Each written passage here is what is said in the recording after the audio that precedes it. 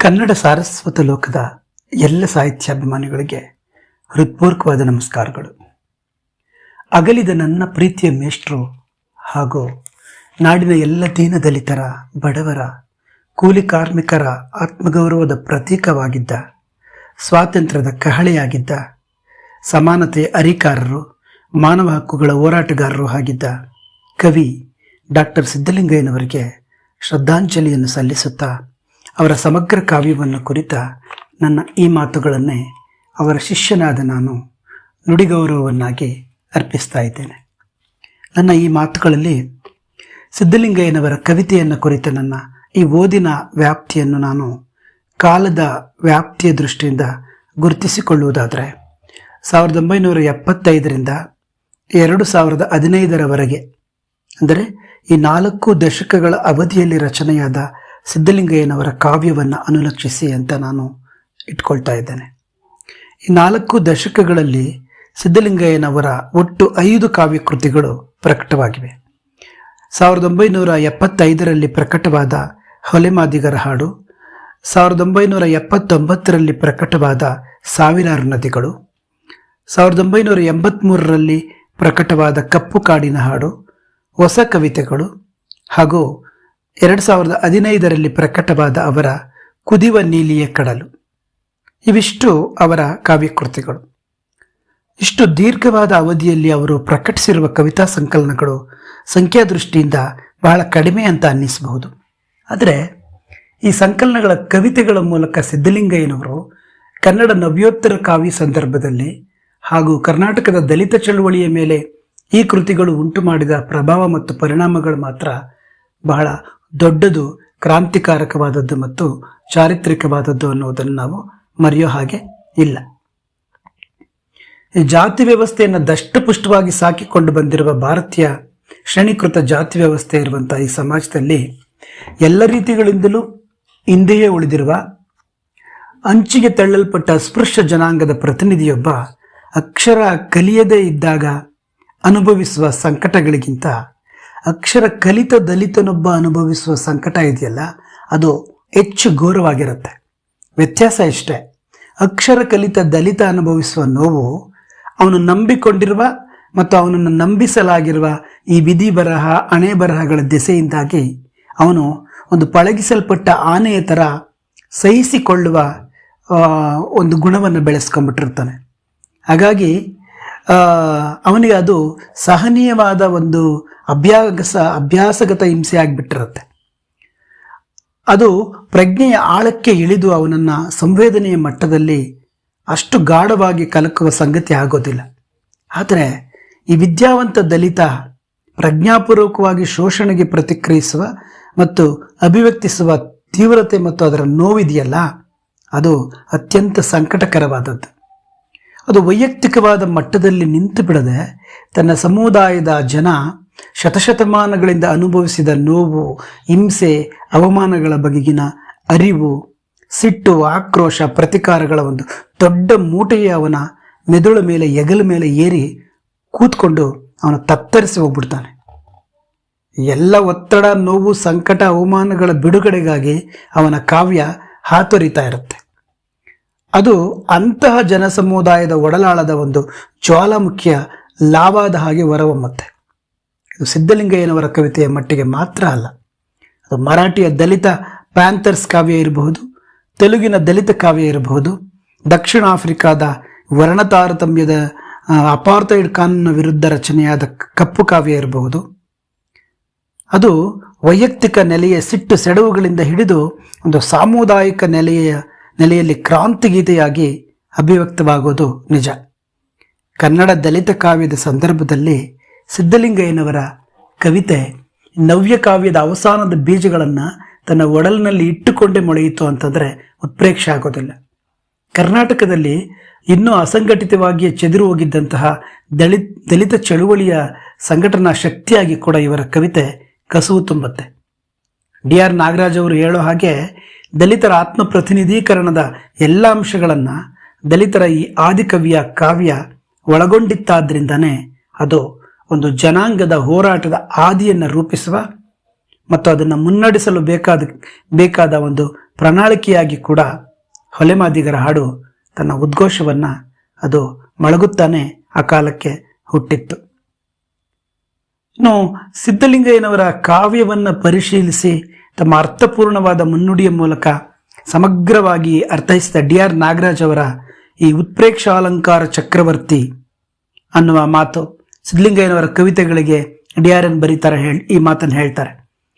ಮೊಗಳ್ಳಿ ಗಣೇಶ್ ಅವರು ಸಿದ್ಧಲಿಂಗಯ್ಯನವರ ಆಯ್ದ ಕವಿತೆಗಳಿಗೆ ಬರೆದಿರುವ ಮುನ್ನುಡಿ ಇರ್ಬೋದು. ಹಾಗೆಯೇ ಡಾಕ್ಟರ್ HS ರಾಘವೇಂದ್ರ ರಾವ್ ಅವರುಗಳು ಬರೆದ ವಿಮರ್ಶೆಗಳು ಸಿದ್ಧಲಿಂಗಯ್ಯನವರ ಕಾವ್ಯದ ಬಗ್ಗೆ ಒಂದು ವಿಭಿನ್ನವಾದ ಆಯಾಮಗಳಿಂದ ಚರ್ಚಿಸಿರುವಂತಹ ಬರಹಗಳು. ಈ ಬರಹಗಳನ್ನು ಹೊರತುಪಡಿಸಿಯೂ ಕೂಡ ಬಹಳಷ್ಟು ಜನ ಅವರ ಕಾವ್ಯದ ಬಗ್ಗೆ ಬರೆದಿದ್ದಾರೆ. ಬಹಳಷ್ಟು ಲೇಖನಗಳು ಸಿದ್ಧಲಿಂಗಯ್ಯನವರ ಕವಿತೆಯ ಬಗ್ಗೆ ಬಂದಿದ್ದಾವೆ. ಆದರೆ ಇವುಗಳನ್ನ ಸೂಕ್ಷ್ಮವಾಗಿ ಗಮನಿಸಿದಾಗ ಸಿದ್ಧಲಿಂಗಯ್ಯನವರ ಕಾವ್ಯದ ಬಗ್ಗೆ ಎರಡು ಅತಿರೇಕದ ತುದಿಗಳಿಗೆ ನಿಲುವು ತಳೆದಿರುವುದನ್ನು ನಾವು ಗಮನಿಸಬಹುದಾದಂಥ ಒಂದು ಸಂಗತಿ. ಒಂದು, ಕವಿಯ ಬಗೆಗಿನ ಅತಿಯಾದ ಅಭಿಮಾನ ಮತ್ತು ಗೌರವಗಳಿಂದ ಅವರ ಕವಿತೆಯನ್ನು ಸಾರಾಸಗಟಾಗಿ ಹೊಗಳುವ ರೀತಿಯದ್ದಾದರೆ, ಮತ್ತೊಂದು ಈ ಕವಿ ಏರಿದ ಎತ್ತರ, ಅವರು ಪಡೆದ ಯಶಸ್ಸು, ಗಳಿಸಿದ ಕೀರ್ತಿ ಹಾಗೂ ಅವರು ಅಲಂಕರಿಸಿದ ಹುದ್ದೆಗಳ ಬಗೆಗಿನ ಸಹಿಸಲು ಅಸಾಧ್ಯವಾದ ಅಸಹನೆಯಿಂದಲೂ ಕೂಡ ಅವರ ಕಾವ್ಯವನ್ನು ಇದು ಕೇವಲ ದಲಿತ ಚಳವಳಿಯ ಅಜೆಂಡಾ ಅಂತನೋ ಅಥವಾ ದಲಿತರ ಶೋಷಕರನ್ನ ಕುರಿತ ಸಿಟ್ಟು ಆಕ್ರೋಶಗಳನ್ನು ಹಸಿಬಿಸಿಯಾಗಿ ಕಾರಿಕೊಂಡ ಘೋಷಣೆ ಅಂತನೋ, ಇಕ್ರಲ್ಲ ಒದಿರಲ್ಲ ಈ ನನ್ನ ಮಕ್ಕಳ ಚರ್ಮನ ಎಬ್ಬರಲ್ಲ, ಆ ಥರದ ಕವಿತೆಗಳನ್ನು ಮೈಂಡಲ್ಲಿ ಇಟ್ಕೊಂಡು ಹೇಳಿರುವಂಥ ಮಾತುಗಳು, ಕಾವ್ಯ ಸೌಂದರ್ಯಕ್ಕೆ ಎರವಾದ ಭಾಷಣ ಅಂತನೋ ಅಥವಾ ಅವರ ಕಾವ್ಯವೆಲ್ಲ ಕ್ರಾಂತಿಗೀತೆಗಳ ಅಂತನೋ ಟೀಕಿಸುವ ಮಂದಿ ತಮ್ಮ ಟೀಕೆ ಮತ್ತು ಸಮಾಧಾನಗಳಿಗೆ ಸ್ಪಷ್ಟನೆಯನ್ನಾಗಲಿ ಅಥವಾ ಪುರಾವೆಗಳನ್ನಾಗಲಿ ಒದಗಿಸದ ಬಡಾಯಿಕೋರರು ಕೂಡ ಇದ್ದಾರೆ. ಸಿದ್ಧಲಿಂಗಯ್ಯನವರ ಕಾವ್ಯವನ್ನು ಅರ್ಥೈಸುವ ಸಂದರ್ಭಗಳಲ್ಲಿ ಕೇವಲ ದಲಿತ ಚಿಂತನೆ ಹಾಗೂ ಸಿದ್ಧಾಂತಗಳ ಹಿನ್ನೆಲೆಯಲ್ಲಿ ಹಾಗೂ ಅಂಬೇಡ್ಕರ್ವಾದಿ ಸಿದ್ಧಾಂತಗಳಿಗೆ ಕಾವ್ಯವನ್ನು ಸೀಮಿತಗೊಳಿಸಿ ವ್ಯಾಖ್ಯಾನಿಸುವ ಕೆಲಸನೇ ಹೆಚ್ಚಾಗಿ ಆಗಿರುವಂಥದ್ದು. ಅವರ 4 ದಶಕಗಳ ಕಾವ್ಯವನ್ನು ಮರುಓದಿಗೆ ಒಳಪಡಿಸ್ತಾ ಇರುವ ಈ ಸಂದರ್ಭದಲ್ಲಿ ಅವರ ಕವಿತೆಯ ತಾತ್ವಿಕತೆಯನ್ನು ರೂಪಿಸಿದ ಬಹುಮುಖಿಯಾದ ಅಂಶಗಳನ್ನು ಪರಿಶೀಲಿಸುವ ಅಗತ್ಯ ಇವತ್ತು ನಿಚ್ಚಳವಾಗಿ ಗೋಚರಿಸ್ತಾ ಇದೆ. ಸಿದ್ಧಲಿಂಗಯ್ಯನವರ ಕವಿತಾ ಸಂಕಲನ ರೂಪದಲ್ಲಿ ಸಿದ್ಧಲಿಂಗಯ್ಯನವರ ಕವಿತೆಗಳು ಸಂಕಲನ ರೂಪದಲ್ಲಿ ಬರೋಕ್ಕೆ ಮೊದಲೇ ಸುಮಾರು 3-4 ದಶಕಗಳ ಹಿಂದೆಯೇ, ಅಂದರೆ 1935ರ ವೇಳೆಗಾಗಲೇ ಮರಾಠಿ ಭಾಷೆಯಲ್ಲಿ ಸಕ್ರಿಯವಾಗಿದ್ದಂತಹ ದಲಿತ ಪ್ಯಾಂಥರ್ಗಳ ಪ್ರಭಾವ ನಮ್ಮ ಉತ್ತರ ಕನ್ನಡದ ಲೇಖಕರ ಮೇಲೆ ಆಗಿದ್ದನ್ನು ನಾವು ಗಮನದಲ್ಲಿ ಇಟ್ಕೋಬೇಕು. 1970ರಿಂದ ಈಚೆಗೆ ಕನ್ನಡದ ದಲಿತ ಲೇಖಕರು ಹಾಗೂ ಕವಿಗಳ ಮೇಲೆ ದಲಿತ ಪ್ಯಾಂಥರ್ಗಳ ಪ್ರಭಾವ ಆಗಿರುವುದನ್ನು ಕೂಡ ಗಮನಿಸಬಹುದು. ಸಿದ್ಧಲಿಂಗಯ್ಯನವರ ಒಲೆಮಾದಿಗರ ಹಾಡು ಪ್ರಕಟವಾಗಿದ್ದು 1975ರಲ್ಲಿ ಅಂತ ನಮಗೆ ಗೊತ್ತು. ಈ ಸಂಕಲನದ ಕವಿತೆಗಳ ಮೇಲೆ ಕೂಡ ದಲಿತ ಪ್ಯಾಂಥರ್ಗಳ ಪ್ರಭಾವ ಇರುವುದನ್ನು ನಾವು ಅಲ್ಲಗಳೆಯುವುದಕ್ಕೆ ಆಗೋದಿಲ್ಲ. 1965ರಿಂದ ಈಚೆಗೆ ಆಂಧ್ರದ ದಿಗಂಬರ ಕಾವ್ಯ ಕನ್ನಡದ ದಲಿತ ಕಾವ್ಯದ ಮೇಲೆ ಉಂಟು ಮಾಡಿರುವ ಪ್ರಭಾವ ಪ್ರೇರಣೆಗಳು ಕೂಡ ಅಪಾರವಾದದ್ದೇ. ಇದಕ್ಕೆ ಸಿದ್ಧಲಿಂಗಯ್ಯನವರ ಕಾವ್ಯ ಕೂಡ ಹೊರತಲ್ಲ. ದಿಗಂಬರ ಕಾವ್ಯ ಪಂಥದ ಚರಬಂಡರಾಜು, ನಗ್ನಮುನಿ, ನಿಖಿಲೇಶ್ವರ್, ಭೈರವಯ್ಯ, ಮಹಾಸ್ವಪ್ನ, ಜ್ವಾಲಾಮುಖಿ ಇಂತಹವರ ಪ್ರಗತಿಪರ ನಿಲುವು, ದಲಿತಪರ ಕಳಕಳಿಗಳು, ಸನಾತನ ಮೌಲ್ಯಗಳ ವಿರುದ್ಧದ ಸಿಟ್ಟು ಇವೆಲ್ಲ ಕೂಡ ಸಿದ್ಧಲಿಂಗಯ್ಯನವರ ಕವಿತೆಯಲ್ಲೂ ಇವೆ. ಇವುಗಳ ಪ್ರೇರಣೆ ಪ್ರಭಾವಗಳನ್ನು ವಿಶೇಷವಾಗಿ ಕ್ರಾಂತಿ ಕವಿ ಗದ್ದರ್ ಅವರ ಪ್ರಭಾವವೂ ಸಿದ್ಧಲಿಂಗಯ್ಯನವರ ಕವಿತೆಯಲ್ಲಿ ಕಂಡುಬರುತ್ತದೆ.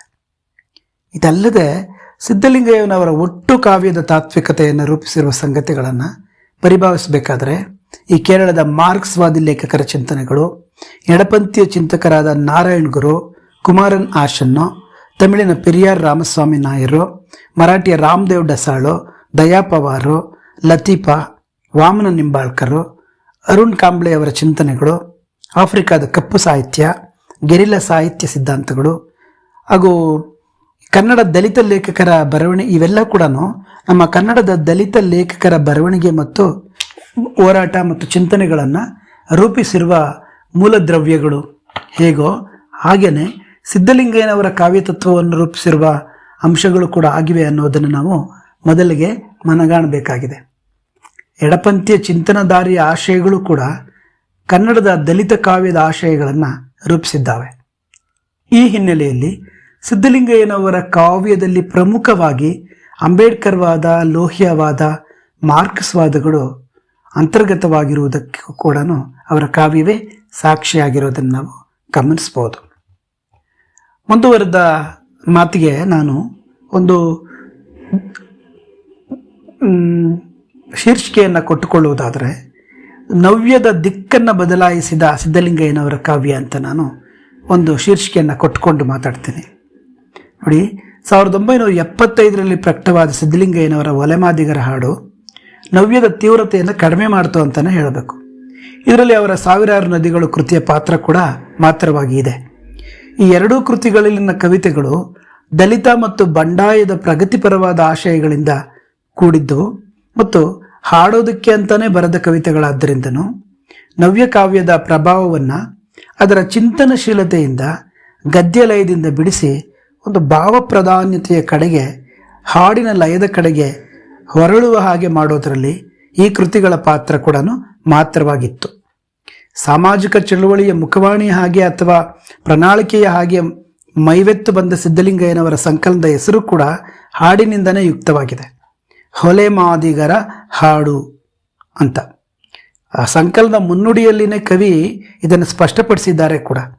ಇವನ್ನ ಗಟ್ಟಿಗಂಟಲಲ್ಲಿ ಧ್ವನಿಯೇರಿಸಿ ಸಮೂಹದ ನಡುವೆ ಹಾಡಲೆಂದೇ ಬರೆದ ಹಾಡುಗಳೆಂದೂ, ಹಾಗೆ ಹಾಡಿದಾಗಲೇ ಅವುಗಳ ಉದ್ದೇಶ ಈಡೇರುವುದು ಅನ್ನುವ ನಿರ್ದೇಶನವನ್ನು ಕವಿ ಮುನ್ನುಡಿಯಲ್ಲಿ ಕೊಟ್ಟಿದ್ದಾರೆ.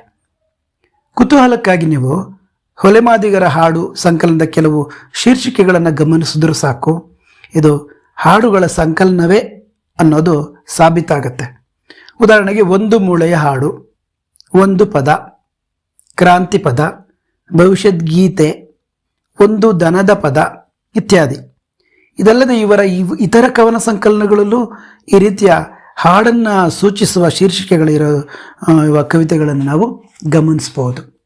ಉದಾಹರಣೆಗೆ, ಈ ಸಾವಿರಾರು ನದಿಗಳು ಸಂಕಲನದಲ್ಲಿ ಬರುವ ಬೆಲ್ಚಿಯ ಹಾಡು, ಚೋಮನ ಮಕ್ಕಳ ಹಾಡು, ಬೆಂಗಳೂರಿನ ಹಾಡು ಇವೆಲ್ಲವು. ಇನ್ನು ಕಪ್ಪು ಕಣ್ಣಿನ ಹಾಡು, ತಬರನ ಹಾಡು, ಕೊಳಗೇರಿಯ ಹಾಡು, ಗುಡಿಗೆ ಹೋಗುವವರ ಹಾಡು, ಪಂಚನದಿಗಳ ಹಾಡುಗಳು, ಚೋಮನ ನಾಟಕಕ್ಕಾಗಿ ಬರೆದ ಹಾಡುಗಳು ಕೂಡ ಹಾಡುಗಳೇ. ಚಳಿಯ ಹಾಡು ಇವೆ ಇತ್ಯಾದಿ. ಹಾಗಾದರೆ ನೇರವಾಗಿ ಹಾಡು ಎಂಬ ಅಣಪಟ್ಟಿಯನ್ನು ಕಟ್ಟಿಕೊಳ್ಳದ ಇವರ ಕವಿತೆಗಳು ಹಾಡುಗಳಲ್ವಾ, ಅವನ್ನು ಹಾಡೋದಕ್ಕೆ ಬರೋದಿಲ್ವಾ ಅನ್ನೋ ಪ್ರಶ್ನೆಗಳನ್ನು ಕೇಳಿಕೊಂಡ್ರು. ಅವುಗಳ ಉತ್ತರ ಬಹಳ ಸುಲಭನೇ. ಅವು ಕೂಡ ಬಹುಪಾಲು ಹಾಡಿನ ಲಯವನ್ನು ತಮ್ಮ ಒಡಲಿನಲ್ಲಿ ಅಂತರ್ಗತವಾಗಿಸಿಕೊಂಡೇ ಮೈತಳೆದ ರಚನೆಗಳು ಅಂತ ಹೇಳಬೇಕು. ಉದಾಹರಣೆಗೆ, ಆ ಬೆಟ್ಟದಲ್ಲಿ ಬೆಳದಿಂಗಳಲ್ಲಿ, ಯಾರಿಗೆ ಬಂತು ಎಲ್ಲಿಗೆ ಬಂತು, 47ರ ಸ್ವಾತಂತ್ರ್ಯ, ಅಂಬೇಡ್ಕರ್ ಅವರನ್ನು ಕುರಿತು ಬರೆದ ನಾಡ ನಡುವಿನಿಂದ ಸಿಡಿದ ನೋವಿನ ಕೂಗೆ, ದಲಿತರು ಬರುವರು ದಾರಿ ಬಿಡಿ, ದಲಿತರ ಕೈಗೆ ರಾಜ್ಯ ಕೊಡಿ, ನಿನ್ನೆ ದಿನ ನನ್ನ ಜನ, ಬೆಟ್ಟದಂತೆ ಬಂದರು ಈ ಥರದ್ದು, ದೊಡ್ಡಗೌಡರ ಬಾಗಿಲಿಗೆ, ನಮ್ಮ ಮುಳಿಯ ತೋರಣ, ಬೆಲ್ಚಿ ಹಾಡಿನಲ್ಲಿ ಬರುತ್ತಲ್ಲ ಇತ್ಯಾದಿ.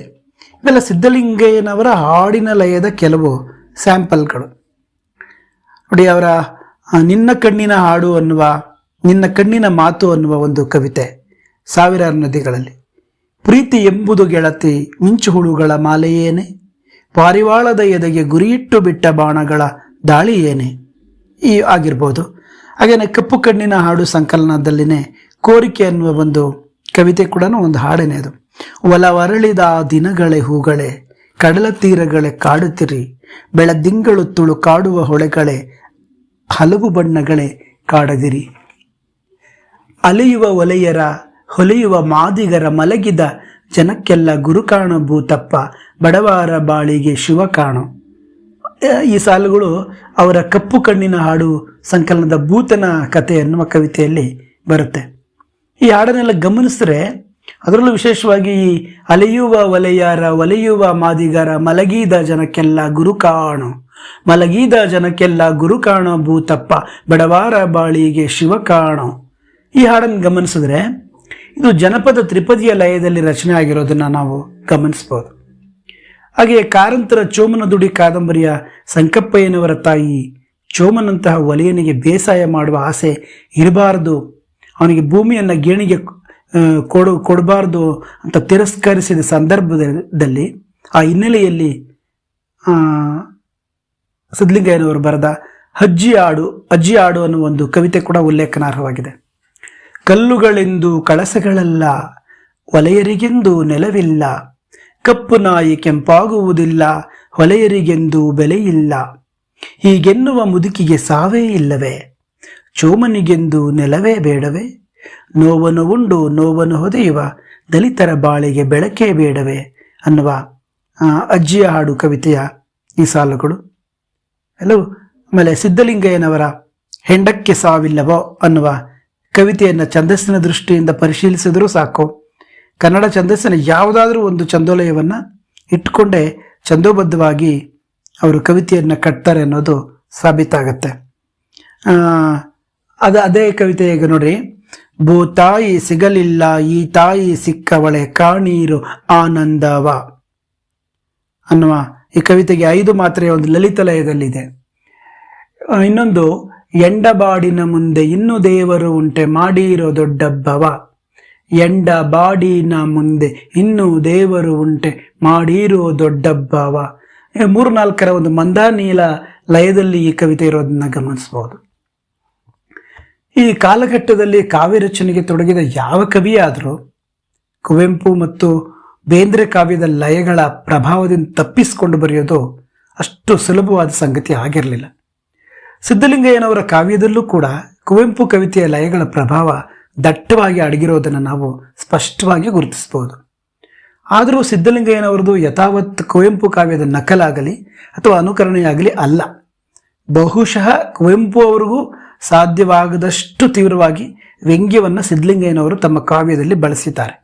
ಹಾಗೆಯೇ ಕುವೆಂಪು ಅವರಿಗೆ ಸಾಧ್ಯವಾಗದ, ಸಿದ್ಧಲಿಂಗಯ್ಯನವರಿಗೆ ಮಾತ್ರ ವಿಶೇಷವಾದ ಡಿ.ಆರ್. ನಾಗರಾಜ್ ಅವರು ಗುರುತಿಸಿರುವ ಹಾಗೆ ಸಿದ್ಧಲಿಂಗಯ್ಯನವರದು ಕಾಮಿಕ್ ಶೈಲಿ, ಕುವೆಂಪು ಅವ್ರದ್ದು ಸಂಸ್ಕೃತ ಭೂಯಿಷ್ಠವಾದ ಭಾಷೆ, ಸಂಸ್ಕೃತವಿಲ್ಲದ್ದು ಅವರಿಗೆ ಕಾವ್ಯನೇ ಅಲ್ಲವೇನೋ ಅನ್ನೋ ಅಷ್ಟು ಪಾಂಡಿತ್ಯದ ಭಾಷೆ ಕುವೆಂಪು ಅವರದು. ಸಿದ್ಧಲಿಂಗಯ್ಯನವರದು ಜನರ ಆಡುವ ಮಾತು, ಜನರು ತಿನ್ನುವ ಅನ್ನದ ಅಗುಳುವಿನಂತೆ ಸರಾಗ, ಆಡು ಮಾತಿನದು ಇವರದು. ಮತ್ತು ಡಿ.ಆರ್.ನವರ ಮಾತುಗಳಲ್ಲೇ ಹೇಳೋದಾದರೆ ಕುವೆಂಪು ಅವರದು ಪಂಪರನ್ನರ ಭೀಮ ಸದೃಶ್ಯ ಗಾಂಭೀರ್ಯಗಳಿಂದ ಕೂಡಿದ ಶೈಲಿ ಆದರೆ, ಸಿದ್ಧಲಿಂಗಯ್ಯನವರದು ಈ ಎರಡೂ ಶೈಲಿಗಳನ್ನು ಒಳಗೊಂಡು ಇವರಾರಿಗೂ ಸಾಧ್ಯವಾಗದ ವ್ಯಂಗ್ಯ ವಿನೋದಗಳಿಂದ ಕೂಡಿದ ಕಾಮಿಕ್ ಶೈಲಿ ಅನ್ನೋದನ್ನು ನಾವು ನೆನಪಿಸ್ಕೋಬೇಕು. ಹೀಗೆ ಆಡೋದಕ್ಕೆ ಅಂತ ಬರೆದ ಕವಿತೆಗಳನ್ನು ಲಘುವಾಗಿ ಪರಿಗಣಿಸುವ ಒಂದು ಪರಿಭಾವಿಸುವ ತಾರತಮ್ಯದ ಧೋರಣೆ ಒಂದು ಕನ್ನಡ ಕಾವ್ಯಗ್ರಹಿಕೆಯ ಸಂದರ್ಭದಲ್ಲಿ, ಕಾವ್ಯ ವಿಮರ್ಶೆಯ ಸಂದರ್ಭದಲ್ಲಿ ಅಂತರ್ಗತವಾಗಿರೋದು ಅಷ್ಟು ಆರೋಗ್ಯಕಾರಿಯಾದ ಸಂಗತಿ ಅಲ್ಲ ಅಂತಲೇ ನಾವು ಹೇಳಬೇಕಾಗತ್ತೆ. ಕವಿಯೊಬ್ಬ ಬರೆದ ಹಾಡುಗಳು ಧ್ವನಿ ಸುರುಳಿಯ ರೂಪದಲ್ಲಿ ಬಂದರಂತೂ ಮುಗೀತು, ಅವನನ್ನು ಕ್ಯಾಸೆಟ್ ಕವಿ ಅನ್ನುವ ಲೇಬಲ್ ಹಚ್ಚಿ ದೂರ ಸರಿಸಿಬಿಡುವ ಒಂದು ಅಸ್ಪೃಶ್ಯ ಧೋರಣೆಯಂತೂ ಇನ್ನೂ ಘೋರವಾಗಿರುವಂಥದ್ದು. ಆ ರೀತಿ ನೋಡಿದ್ರೆ ಕುವೆಂಪು ಬೇಂದ್ರೆಯಂತಹ ಹಿರಿಯ ಕವಿಗಳ ಗಂಭೀರವಾದ ಕಾವ್ಯಕೃತಿಗಳನ್ನು ಎಷ್ಟು ಜನ ಓದಿದ್ದಾರೆ, ಅಥವಾ ಅವು ಜನಸಾಮಾನ್ಯರಿಗೆ ಎಷ್ಟು ಪ್ರಮಾಣದಲ್ಲಿ ತಲುಪಿವೆ? ಬಹಳ ಸರಳವೂ ಹಾಡಿನ ರೂಪದ ಕವಿತೆಗಳು ಹಾಗೂ ಸುಗಮ ಸಂಗೀತಕ್ಕೆ ಅಳವಡಿಸಲ್ಪಟ್ಟ ಗೀತೆಗಳಿಂದಲೇ ಅಲ್ವಾ ಈ ಕವಿಗಳು ಅಪಾರ ಸಂಖ್ಯೆಯ ಓದುಗರನ್ನು ತಲುಪಿದ್ದು ಹಾಗೂ ಜನಪ್ರಿಯತೆಯನ್ನು ಗಳಿಸಿದ್ದು ಕೂಡ ಈ ಹಾಡುಗಳ ಮೂಲಕವೇ. ಕೆ.ಎಸ್. ನರಸಿಂಹಸ್ವಾಮಿಗಳ ಕಾವ್ಯವೂ ಇದಕ್ಕೆ ಹೊರತಲ್ಲ. ಮೈಸೂರು ಮಲ್ಲಿಗೆ ಯಶಸ್ಸು ಆಗುವುದರಿಂದ ನರಸಿಂಹಸ್ವಾಮಿಯವರಿಗೆ ಬಂದ ಕೀರ್ತಿಯ ಹಿಂದೆ ಈ ಸರಳ ಸುಂದರವಾದ ಹಾಡಿನ ಲಯಗಳ ಪಾತ್ರ ಹಾಗೂ ಈ ಜನಸಾಮಾನ್ಯರ ಆಡು ಮಾತಿನ ಭಾಷೆಯ ಪಾತ್ರ ಎರಡೂ ಕೂಡ ಮಹತ್ತರವಾದದ್ದು ಅನ್ನೋದನ್ನು ನಾವು ಅಲ್ಲಗಳೆಯೋದಕ್ಕೆ ಆಗೋದಿಲ್ಲ. ನರಸಿಂಹಸ್ವಾಮಿಯವರ ಶಿಲಾಲತೆ ಹಾಗೂ ತೆರೆದ ಬಾಗಿಲು ಸಂಕಲನದ ಈ ಬುದ್ಧಿಜನ್ಯ ಕವಿತೆಗಳಿಂದ ಖಂಡಿತ ಅದು ಬಹುಸಂಖ್ಯಾತ ಸಾಮಾನ್ಯ ಓದುಗ ವರ್ಗವನ್ನು ತಲುಪಲೇ ಇಲ್ಲ. ಬೇಂದ್ರೆಯವರ 4 ತಂತಿ ಈಗಲೂ ಸಾಮಾನ್ಯ ವರ್ಗದ ಓದುಗರ ಪಾಲಿನ ಕಬ್ಬಿಣದ ಕಡಲೇನೆ.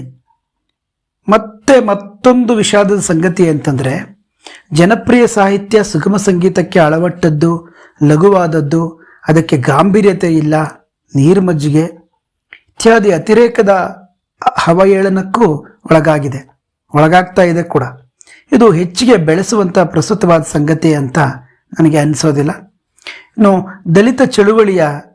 ದಲಿತ ಸಂಘರ್ಷ ಸಮಿತಿಯ ಪ್ರಣಾಳಿಕೆಯ ಭಾಗವಾಗಿ ಕೂಡ ಸಿದ್ಧಲಿಂಗಯ್ಯನವರ ಕಾವ್ಯ ರೂಪುಗೊಂಡಿರುವ ಕಾರಣದಿಂದಲೂ ಅದು ಸಹಜವಾಗಿಯೇ ಅವರ ಕಾವ್ಯದಲ್ಲಿ ಕ್ರಾಂತಿಯ ಭಾಷೆಯಾದ ರೋಷ, ಸಿಟ್ಟು, ಆವೇಶಗಳು, ಒಂದು ಕ್ರಾಂತಿಯ ಉದ್ದೇಶಕ್ಕಾಗಿ ಒಟ್ಟಾಗಿರುವ ಜನಸಮುದಾಯವೊಂದನ್ನು ಮಂತ್ರಮುಗ್ಧಗೊಳಿಸುವ ನಾದಗುಣವನ್ನು ಕ್ರಾಂತಿಯೊಬ್ಬನ ಕಾವ್ಯ ಸಹಜವಾಗಿ ಒಳಗೊಂಡೇ ರೂಪುಗೊಂಡಿರುತ್ತೆ.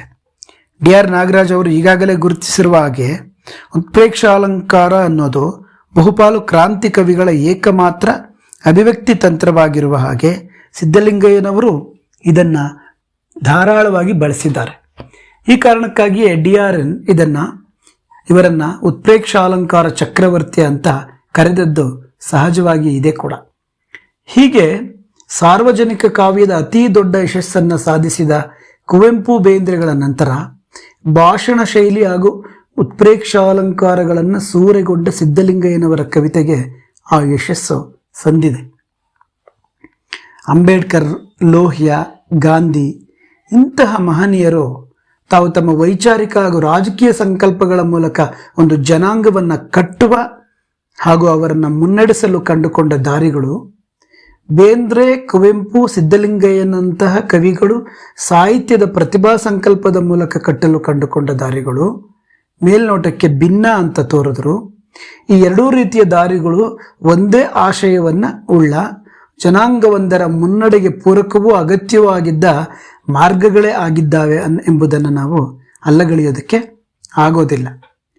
ಸಿದ್ಧಲಿಂಗಯ್ಯನಂತಹವರು ತಮ್ಮ ಕಾವ್ಯದ ಮೂಲಕ ಕಟ್ಟಲು ಹೊರಟದ್ದು ಅವಮಾನ, ಶೋಷಣೆಗಳ ಕಾರಣಗಳಿಂದ ಆಕ್ರೋಶಗೊಂಡು ಕುದಿಯುತ್ತಿದ್ದ ಜನಾಂಗವೊಂದಕ್ಕೆ ಅವುಗಳಿಂದ ವಿಮುಕ್ತಿಗೊಳ್ಳಲು ಬೇಕಾಗಿದ್ದಂತಹ ಹೊರದಾರಿಗಳನ್ನು ಸೂಚಿಸುವ, ಅವರನ್ನು ಸಂಘಟಿಸುವ, ಹೋರಾಟಕ್ಕೆ ಸಜ್ಜುಗೊಳಿಸುವ, ಅಂಬೇಡ್ಕರ್ ಪ್ರಣೀತವಾದ ತಾತ್ವಿಕತೆಯೆಡೆಗೆ ಮುನ್ನಡೆಸುವ ಅಂತರ್ಶಕ್ತಿಯನ್ನು, ಧ್ವನಿಯನ್ನು ಅವರ ಕವಿತೆ ಒಂದು ಚಾರಿತ್ರಿಕ ಹಾಗೂ ಸಾಮಾಜಿಕ ಅಗತ್ಯವಾಗಿ ರೂಪಿಸಬೇಕಾಗಿತ್ತು. ಸಿದ್ಧಲಿಂಗಯ್ಯನವರು ತಮ್ಮ ಕವಿತೆಯನ್ನೇ ಈ ಎಲ್ಲದರ ಪ್ರಬಲ ಅಸ್ತ್ರವನ್ನಾಗಿ ಅಥವಾ ದಾಳವನ್ನಾಗಿ ಕೂಡ ಬಳಸಿದರೂ ಕೂಡ. ಮುಂದಿನ ನನ್ನ ಮಾತುಗಳಿಗೆ ನಾನು ಈ ಸಿದ್ಧಲಿಂಗಯ್ಯನವರ ಕಾವ್ಯ ಹಾಗೂ ಚರಿತ್ರೆಯೊಂದಿಗೆ ಅದು ನಡೆಸಿದ ಅನುಸಂಧಾನ ಹೇಗೆ ಅನ್ನುವುದನ್ನು ನಾನು ವಿವರಿಸುವ ಪ್ರಯತ್ನವನ್ನು ಮಾಡ್ತೇನೆ. ನೋಡಿ, ಈ ನವ್ಯದ ದಿಕ್ಕು ಬದಲಿಸಿದ ಸಿದ್ಧಲಿಂಗಯ್ಯನವರ ಕಾವ್ಯ ಚರಿತ್ರೆಯನ್ನು ಕಾವ್ಯದಲ್ಲಿ ಒಳಗೊಳ್ಳುವ ಕ್ರಮದಲ್ಲಿ ಕಂಬಾರರಿಗೂ ಮತ್ತು ಶಿವಪ್ರಕಾಶರಿಗೂ ಇರುವ ರೀತಿಗಿಂತ ಸಿದ್ಧಲಿಂಗಯ್ಯನವರು ಚರಿತ್ರೆಯನ್ನು ತಮ್ಮ ಕವಿತೆಯಲ್ಲಿ ತಂದ ರೀತಿ ಇದೆಯಲ್ಲ, ಅದು ಅದುವರೆಗಿನ ಕನ್ನಡ ಕಾವ್ಯಕ್ಕೆ ವಿಭಿನ್ನ ಹಾಗೂ ವಿಶಿಷ್ಟ. ಹೇಗೆ ಅಂತಂದರೆ, ಕಂಬಾರರಾದರೂ ಮೌಖಿಕ ಪರಂಪರೆಯ ಕೆಲವೊಮ್ಮೆ ಚರಿತ್ರೆಯಲ್ಲಿ ದಾಖಲಾಗಿರುವ, ಈಗಾಗಲೇ ಚರಿತ್ರೆಯಲ್ಲಿ ಉಕ್ತವಾಗಿರುವ ವ್ಯಕ್ತಿಗಳನ್ನು ಕಾವ್ಯದಲ್ಲಿ ತರ್ತಾರೆ. ಶಿವಪ್ರಕಾಶರು ಕೂಡ ಇದಕ್ಕೆ ಹೊರತಲ್ಲ. ಅವರು ದೇಶ ಕಾಲಾತೀತವಾದ ಸಾಧುಗಳನ್ನು, ಸಂತರನ್ನು, ಸೂಫಿಗಳನ್ನು, ಅನುಭಾವಿಗಳನ್ನು ತಮ್ಮ ಕಾವ್ಯ ಚರಿತ್ರೆಗೆ ಎಳೆದು ತರ್ತಾರೆ. ಆದರೆ ಸಿದ್ಧಲಿಂಗಯ್ಯನವರ ಕಾವ್ಯದಲ್ಲಿ ಬರುವ ವ್ಯಕ್ತಿಗಳಿಗೆ ಚರಿತ್ರೆಯೇ ಇಲ್ಲ. ಚರಿತ್ರೆ ಇದ್ದರೂ ಕೂಡ ಅವರಿಗೆ ಈ ಚರಿತ್ರೆಯಲ್ಲಿ ಜಾಗ ಇಲ್ಲ. ಅಂತಹವರ ಚರಿತ್ರೆಯನ್ನು ಅವರು ತಮ್ಮ ಕವಿತೆಯಲ್ಲಿ ಹಾಡ್ತಾರೆ. ಇಂತಹ ಚರಿತ್ರೆಯಲ್ಲಿ ಜಾಗವಿಲ್ಲದವರನ್ನು ಸಮಾಜದಲ್ಲಿ ಜಾತಿ ಮತ್ತು ವರ್ಗಗಳ ಆಧಾರದ ಮೇಲೆ ಒಡೆದು ವಿಂಗಡಿಸಲಾಗಿದೆ. ಅವರು ತೀವ್ರವಾದ ಜಾತಿಯ ಅಸಮಾನತೆಯ ಕ್ರೌರ್ಯಕ್ಕೆ, ಶೋಷಣೆಗೆ ಸಿಕ್ಕಿ ನಲುಗಿ ಹೋಗಿದ್ದಾರೆ. ಇಂತಹವರ ಅವಮಾನದ, ಹಸಿವಿನ, ನೋವಿನ, ಪ್ರತಿಕಾರದ ಕಿಡಿಕಿಡಿಯಾದ ಭಾಷೆಯನ್ನು, ಚರಿತ್ರೆಯನ್ನು ಏಕಕಾಲಕ್ಕೆ ಸಿದ್ಧಲಿಂಗಯ್ಯನವರು ತಮ್ಮ ಕವಿತೆಯಲ್ಲಿ ಕಟ್ಟುವ ಮೂಲಕ ಒಂದು ಹೊಸ ಭಾಷೆಯೊಂದಿಗೆ ಚರಿತ್ರೆ ಇಲ್ಲದ ಜನ ಕಾವ್ಯಲೋಕವನ್ನು ಪ್ರವೇಶ ಮಾಡೋದಕ್ಕೆ ಸಾಧ್ಯ ಆಯಿತು. ಅದುವರೆಗೆ ಸಮಾಜವನ್ನು ಗ್ರಹಿಸುವ, ಅದನ್ನು ಅಭಿವ್ಯಕ್ತಿಸುವ ಭಾಷಿಕ ರೂಪವನ್ನು ಸಂಪೂರ್ಣವಾಗಿ ಸಿದ್ಧಲಿಂಗಯ್ಯನವರ ಕಾವ್ಯ ಭಿನ್ನವಾಗಿಸ್ತು ಅನ್ನೋದನ್ನು ನಾವು ನೆನಪಿಸ್ಕೋಬೇಕು. ನೋಡಿ, ಸಿದ್ಧಲಿಂಗಯ್ಯನವರ ಹೊಲೆಮಾದಿಗರ ಹಾಡು, ಸಾವಿರಾರು ನದಿಗಳು ಸಂಕಲನಗಳು ಚರಿತ್ರೆ ಇಲ್ಲದೆ ಚದುರಿ ಹೋದವರನ್ನು ಒಂದು ಸಾಮಾಜಿಕ ಸಂಘಟನೆಯ, ಸ್ವಾಸ್ಥ್ಯದ ಹಾಗೂ ಸಬಲೀಕರಣದ ದೃಷ್ಟಿಯಿಂದ ಒಗ್ಗೂಡಿಸುವ ಸಲುವಾದ ಕ್ರಾಂತಿಕ ಹಳೆಯಂತೆ ಮೊಳಗಿ ಬಂದ ಕೃತಿಗಳವು. ಶತಮಾನಗಳಿಂದ ಅಕ್ಷರ, ಅನ್ನ, ಅಸಮಾನತೆಗಳಿಂದ ವಂಚಿತರಾದವರಿಗೆ ಶಿಕ್ಷಣ, ಸಂಘಟನೆ, ಹೋರಾಟದ ಮಹತ್ವವನ್ನು ಉಸಿರುವ ಸಂಜೀವಿನಿಯಂತೆ ಈ ಕೃತಿಗಳು ಮೈದೋರಿದ್ದವು.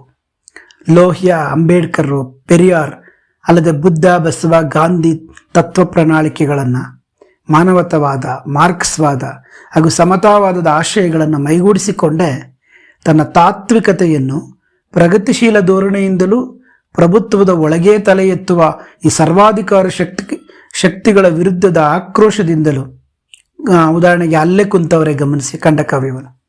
ಸಿದ್ಧಲಿಂಗಯ್ಯನವರ ಕಾವ್ಯ ಒಂದು ಸಿದ್ಧ ಮಾದರಿಯ ಕಾವ್ಯ ಸಿದ್ಧಾಂತ, ಕಾವ್ಯ ಭಾಷೆ, ಕಾವ್ಯ ಲಯಗಳನ್ನು ಬಿಟ್ಟು ಜನಪದ ಶೈಲಿ, ಲಾವಣಿ, ಮೇಳಗೀತೆ, ಚಂಪು ಶೈಲಿ, ಅಲ್ಲೇ ಕುಂತವರಲ್ಲಿ ಚಂಪು ಶೈಲಿ ಕೂಡ ಇದೆ, ಕ್ರಾಂತಿಗೀತೆ, ಗೀಗಿಪದ, ಭಾವಗೀತೆ ಮುಂತಾದ ಸಂಕೀರ್ಣ ಸಂವಹನ ಸಾಧ್ಯತೆಯ ಕಾವ್ಯವನ್ನು ರಚಿಸುವ ಮೂಲಕ ಅತ್ಯಂತ ಪ್ರಜ್ಞಾಪೂರ್ವಕವಾಗಿಯೇ ನವ್ಯದ ಆಶಯವನ್ನು ಈ ಕೃತಿಗಳು ಸಂಪೂರ್ಣವಾಗಿ ಬದಲಿಸುವ ದಿಸೆಯಲ್ಲಿ ಹೊಸ ರೀತಿಯ ಕಾವ್ಯ ಚರಿತ್ರೆಗೂ ಕೂಡ ಸಿದ್ಧಲಿಂಗಯ್ಯನವರು ಮುನ್ನುಡಿ ಬರೆದರು ಅನ್ನುವುದನ್ನು ಕೂಡ ನಾವು ಮನನ ಮಾಡ್ಕೋಬೇಕಾಗಿದೆ. ಈ ಒಂದು ವಿಘಟನೆಯಾದ ಚರಿತ್ರೆಯನ್ನು ಕಾವ್ಯ ಭಾಷೆಯಲ್ಲಿ ತಂದಿದ್ದು ಮೊದಲಿಗೆ ಸಿದ್ಧಲಿಂಗಯ್ಯನವರ ಕವಿತೆಯಲ್ಲೇ. ವರ್ತಮಾನ ಮತ್ತು ಚರಿತ್ರೆ ಎರಡೂ ಕೂಡ ಒಂದೇ ಆಗಿ ಬದಲಾವಣೆ ಇಲ್ಲದ ಕಾಲವಾಗಿ ದಲಿತ ಸಮುದಾಯದ ಚಿತ್ರವು ಸಿದ್ಧಲಿಂಗಯ್ಯನವರ ಕಾವ್ಯದಲ್ಲಿ ಪ್ರಕಟಗೊಂಡಿತು. ಇಲ್ಲಿ ನೋವಿನ ಭಾಷೆಗೆ ಚರಿತ್ರೆಯ ನೆನಪು ಇರುವ ಹಾಗೆ ಆಕ್ರೋಶದ ಭಾಷೆಗೆ ಸಮುದಾಯದಲ್ಲಿ ಮೂಡುತ್ತಿರುವ ಒಂದು ಹೊಸ ದೃಢವಾದ ಆತ್ಮಪ್ರತ್ಯಯವನ್ನು ಸೂಚಿಸುವ ಶಕ್ತಿಯು ಕೂಡ ರೂಪುಗೊಂಡಿರುವುದನ್ನು ನಾವು ಗುರುತಿಸಬೇಕು. ಬಸವರಾಜ ಕಲ್ಗುಡಿ ಅನ್ನುವ ಬಸವರಾಜ ಕಲ್ಗುಡಿಯವರ ಈ ಮಾತುಗಳು ಸಿದ್ಧಲಿಂಗಯ್ಯನವರ ಕಾವ್ಯ ಸಾಧಿಸಿದ ಪರಿಣಾಮಗಳನ್ನು ಅತ್ಯಂತ ಸಮರ್ಪಕವಾಗಿ ಮೌಲ್ಯಮಾಪನ ಮಾಡಿ ಆಡಿದ ಮಾತುಗಳಾಗಿದೆ. ಕಲ್ಗುಡಿಯವರು ಗುರುತಿಸುವ ನೋವಿನ ಭಾಷೆ ಮತ್ತು ಆಕ್ರೋಶದ ಭಾಷೆ ಎರಡನ್ನೂ ಸಿದ್ಧಲಿಂಗಯ್ಯನವರು ಬಳಸಿದ್ರೂ ಕೂಡ ಅವೆರಡರ ಹಿಂದಿನ ಉದ್ದೇಶಗಳನ್ನು ಸಿದ್ಧಲಿಂಗಯ್ಯನವರ ಕವಿತೆ ಒಂದಕ್ಕೆ ಚರಿತ್ರೆಯು ಮಾಡಿದ ಗಾಯದ ನೆನಪಿದ್ರೆ ಮತ್ತೊಂದಕ್ಕೆ ಆಗಿರುವ ಗಾಯಕ್ಕೆ ಮದ್ದು ಹುಡುಕುವ ದಾರಿಯು ಹಿಡಿದ ಭಾವಾವೇಶದ ಸ್ವರೂಪವನ್ನು ಕೂಡ ಹೇಳುತ್ತೆ. 20ನೇ ಶತಮಾನದಲ್ಲಿ ದಲಿತರ ಆತ್ಮಪ್ರತಿನಿಧೀಕರಣದ ಎಲ್ಲ ಸಮಸ್ಯೆಗಳು ದಲಿತರ ಈ ಆದಿಕವಿಯಲ್ಲಿ ಎದ್ದು ಕಾಣ್ತಾ ಇವೆ ಅನ್ನೋ ಕಾರಣಕ್ಕಾಗಿಯೇ ಈ ಶತಮಾನದ ಕನ್ನಡ ಸಾಹಿತ್ಯದಲ್ಲಿ ವಿಶಿಷ್ಟ ಸ್ಥಾನವನ್ನು ಸಿದ್ಧಲಿಂಗಯ್ಯನವರು ಗಳಿಸ್ಕೊಂಡಿದ್ದಾರೆ ಅಂತ ಹೇಳುವ ಡಿ.ಆರ್. ನಾಗರಾಜರ ಈ ಮಾತುಗಳನ್ನು ಸ್ಮರಿಸ್ತಾ ಇರುವಾಗಲೇ ಅವರೇ ಹೇಳಿದ ಈ ಮುಂದಿನ ಮಾತುಗಳನ್ನು ಇಲ್ಲಿ ಉಲ್ಲೇಖಿಸುವುದು ಅತ್ಯಂತ ಪ್ರಸ್ತುತ ಅಂತ ನನಗನ್ಸುತ್ತೆ. ಡಿ.ಆರ್. ಹೇಳೋ ಪ್ರಕಾರ ನೋಡಿ, ಹೊಲೆ ಮಾದಿಗರ ಆಡಿನಿಂದ ಶುರುವಾಗಿ ತೀರ ಈಚಿನ ತನಕದ ಸಿದ್ಧಲಿಂಗಯ್ಯನವರ ಕಾವ್ಯವನ್ನು ಈ ಶತಮಾನದ ದಲಿತರ ಕೆಳವರ್ಗಗಳ ಆತ್ಮಪ್ರತಿನಿಧೀಕರಣದ 3 ಪ್ರಧಾನ ಅಂಶಗಳು ರೂಪಿಸಿದ್ದವು. ಹೊಸ ರೀತಿಯ ಪ್ರಜ್ಞಾವಂತ ದಲಿತ ತನ್ನ ಭೂತ, ವರ್ತಮಾನ, ಭವಿಷ್ಯವನ್ನು ಕಾಣುತ್ತಿದ್ದ ಕ್ರಮಗಳು ಅವು. ಈ ಕಾರಣಕ್ಕಾಗಿಯೇ ಕವಿಯ ಕಾವ್ಯ ದಲಿತರ ಪ್ರಣಾಳಿಕೆಯಂತಾಗಿ ನಾಡಿನಾದ್ಯಂತ ದಲಿತ ಯುವ ಜನಾಂಗ ಅದನ್ನು ಗುಣಗುಣಿಸ್ತಾ ಇದ್ದದ್ದು ಸಾಮಾನ್ಯವಾದ ದೃಶ್ಯ ಆಗಿತ್ತು. ಈ ಆಶಯಗಳನ್ನು ನಾವು ಈ ರೀತಿ ಸಂಗ್ರಹಿಸ್ಬೋದೇನೋ. 1, ದಲಿತರಿಗೆ ಶೋಷಣೆ, ದಮನಗಳಿಂದ ಹೊರತಾದ ಬೇರೆ ಸಾಂಸ್ಕೃತಿಕ ಸ್ಮೃತಿಯೇ ಇಲ್ಲ ಅನ್ನುವ ಚಾರಿತ್ರಿಕ ಗ್ರಹಿಕೆ. ಇದಕ್ಕೆ ಹೊಂದಿಕೊಂಡಾಗಿ ಹಿಂದೂ ಧರ್ಮ ಒಂದು ಏಕಾಕಾರಿ ರಚನೆ ಅನ್ನೋ ನಿಲುವು. 2ನೇದಾಗಿ ಆತ್ಮಾನುಕಂಪ ಮತ್ತು ಆಕ್ರೋಶಗಳ ಎರಡೂ ಅತಿಗಳಲ್ಲಿ ತುಯಿದಾಡುವಂತಹ ಮನೋರಾಜಕೀಯ ಸ್ಥಿತಿ. 3ನೇದು ಚರಿತ್ರೆಯ ವಿಕಾಸ ಪಥದಲ್ಲಿ ಆಧುನೀಕರಣ ಒಂದೇ ತಮ್ಮ ಬಿಡುಗಡೆಯ ಏಕಮಾತ್ರ ದಾರಿ ಅನ್ನುವ ಆಶಾವಾದ. ಆದ್ದರಿಂದ ಆಧುನೀಕರಣಕ್ಕಿಂತ ಹೆಚ್ಚಾಗಿ ಪರಂಪರೆಯ ಬಗ್ಗೆ ದಗದಗಿಸುವ ಸಿಟ್ಟು. ಈ 3 ವೈಚಾರಿಕ ಆಕೃತಿಗಳು ಸಿದ್ಧಲಿಂಗಯ್ಯನವರ ಕಾವ್ಯಕ್ಕೆ ಮಾತ್ರ ಸೀಮಿತ ಅಲ್ಲ, ಬದಲಾಗಿ ಅವು ಕರ್ನಾಟಕದ ದಲಿತ ಚಳುವಳಿಯನ್ನು ವ್ಯಾಪಕವಾಗಿ ಪ್ರಭಾವಿಸಿದ್ದವು. ದಲಿತ ಹೋರಾಟದ ಎಲ್ಲ ಆಶಯಗಳು ಇವರ ಕಾವ್ಯದಲ್ಲಿ ಪ್ರತಿಧ್ವನಿಸಿದ್ದವು. ಡಿ.ಆರ್. ನಾಗರಾಜ್ ಅವರ ಈ ಸಮೀಕ್ಷೆ ಸಿದ್ಧಲಿಂಗಯ್ಯನವರ ಕವಿತೆ ದಲಿತ ಸಮುದಾಯದ ಆಶೋತ್ತರಗಳ ಪ್ರತೀಕವಾಗಿ ದಲಿತ ಚಳುವಳಿಯನ್ನು ಮುನ್ನಡೆಸಲು ಬೇಕಾದ ಪ್ರಣಾಳಿಕೆಯಾಗಿ ನಿರ್ವಹಿಸಿದ ಒಂದು ಮಹತ್ತರವಾದ ಪಾತ್ರವನ್ನು ಮತ್ತು ಅವರ ಕಾವ್ಯದ ಒಟ್ಟು ತಾತ್ವಿಕತೆಯನ್ನು ಸಮರ್ಪಕವಾಗಿ ಗ್ರಹಿಸುವುದಕ್ಕೆ ಶಕ್ತವಾಗಿದೆ.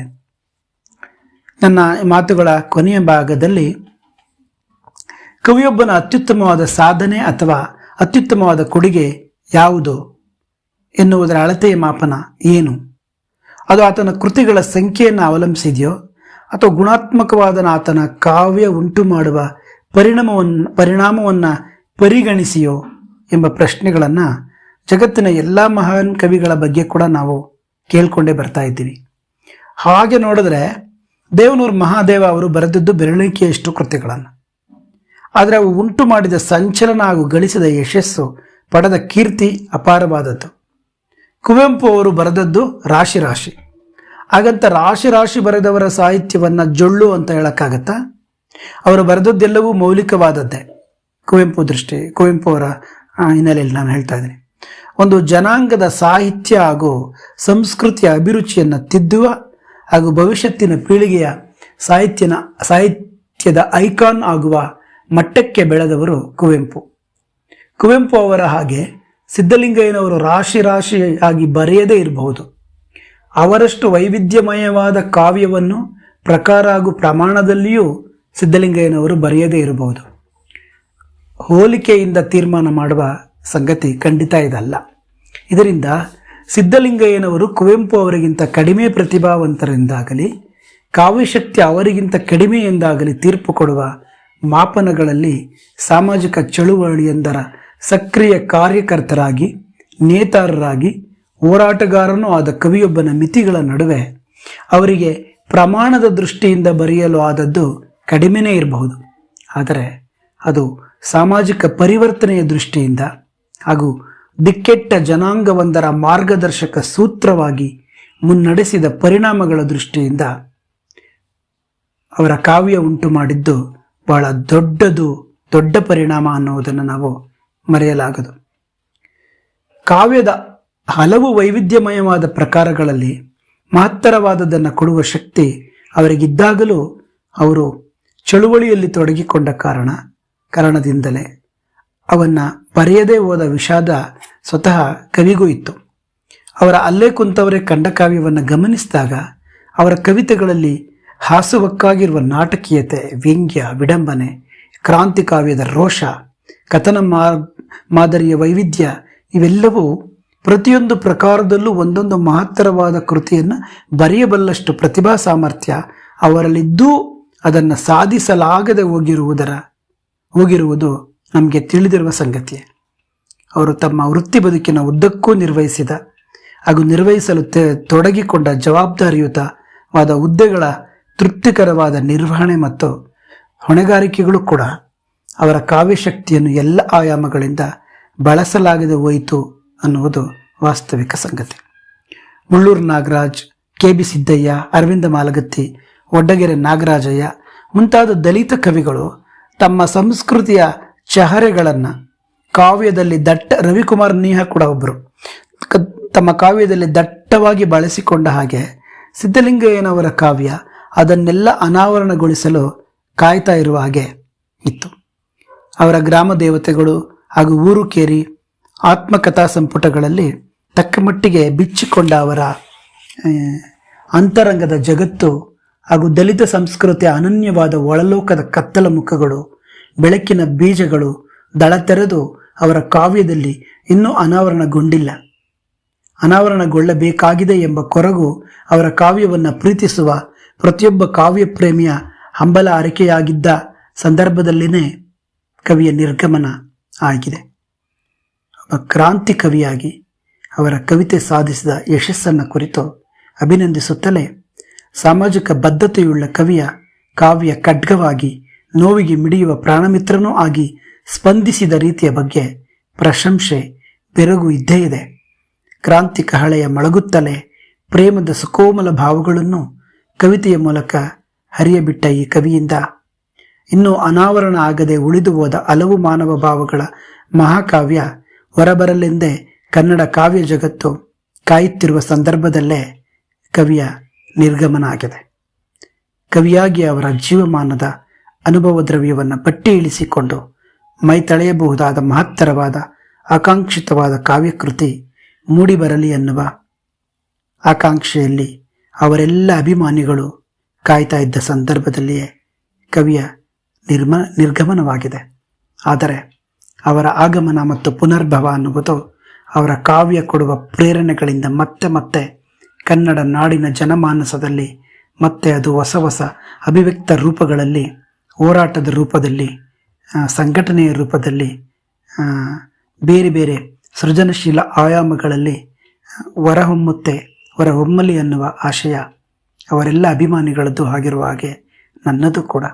ಅಗಲಿದ ನನ್ನ ಪ್ರೀತಿಯ ಮೇಷ್ಟ್ರಿಗೆ ಈ ಅವರ ಕಾವ್ಯವನ್ನು ಕುರಿತ ಒಂದು ಸಮೀಕ್ಷೆಯ ನುಡಿಗೌರವವನ್ನು ಸಲ್ಲಿಸಿಯೇ ನಾನು ನನ್ನ ಪ್ರೀತಿಯ ಅಭಿಮಾನದ ಋಣದ ಒಂದು ಸಾಸಿವೆ ಕಾಳಿನ ಋಣವನ್ನು ಅವರಿಗೆ